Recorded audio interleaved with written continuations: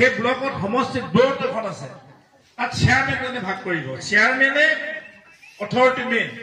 সেই চেয়াৰমেনজন কোন গম পায় না আমুক আকৌ সুৰেশ গগৈ চেয়াৰমেন এমএলএ মই এতিয়া মই এইখিনি নিটুকে দিম দুই নিটু আছে ইয়াতে এহেঁতি পাব বা কাউন্সিলাৰ পাব হয় নহয় এইটোৱে কথা চিধাকে কৈছো মই কোনোবা এজনে এই যদি নিজকে বেলেগ এজন জিকাব কেলে দিম চিধা কথা কৈছো কেলে দিম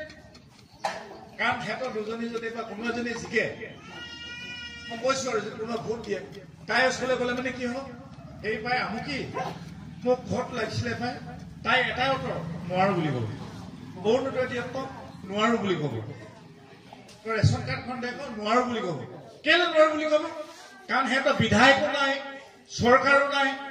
খুজিলে মইহে দিম এই দিলে ভাল হ'ব এইবোৰ খুজিবা আকৌ আগতে 1,30,000 আছিলে 1.5 লাখ আছিলে তো